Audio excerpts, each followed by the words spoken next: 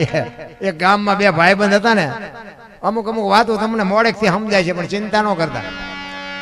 બે ભાઈબંધ હતા ને, કઈ કામ ધંધો ન કરે, ઘરે આવીને ટાઈમ થાય ને તો જમી જાય ને કપડા બદલાવી જાય, નાઈ ધોઈને પછી તલાવની પાડે જઈને બે.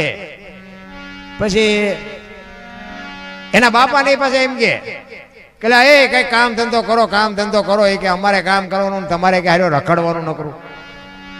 એટલે બે ભાઈ બંધ બેઠા બેઠા વિચાર કરતા હતી કે હાલ ને કઈક ધંધો કરી, ભલા મને ઘરે જાય ઝઘડા થાય, મજા નથી આવતી. તો કે શું કરશું? ઓલો કે આમ કરીને આ કરીને ઓલો ધંધો કરીને, પણ મગજમાં ન બેઠું. કારણ કે હા વરામ હાડક્યા હોય કે 2 રૂપિયા કપા વીણવા જાય નહીં, એને 5 રૂપિયા પૈસા વાળું થવું હોય. પછી એકે કીધું મને એક ધંધો શું જાય કે શું, કે પૈસા છાપવાનું કારખાનું નાખી દે હાલી.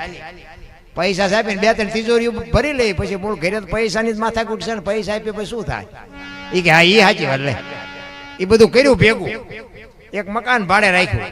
એ કે 2-3 તિજોરીઓ ભરી લઈ, પછી આપણે આ બધું બંધ કરી દઈશું. એ મળ્યા પૈસા બનાવવા. એક કે હું મળું પૈસા બનાવવા અને તું હોના ડટા કરવા માંડ, તિજોરી ભરી લઈ. એ કે કાંઈ વાંધો. અડધી તિજોરી ભરાણી તો એકનું નજર ગઈ કે ઉપર ઉપર ઉપર ઉપર કે ભૂલ થઈ જાય થોડી. આમ આ બે હૂપ બનાવી લ્યો ભાઈ, ભારતીય રિઝર્વ બેંક ને ગવર્નર ની સહી ને ગાંધીજીનો ફોટો ને બધું રેડી, પણ સિક્કો 15 નો લાગ્યો.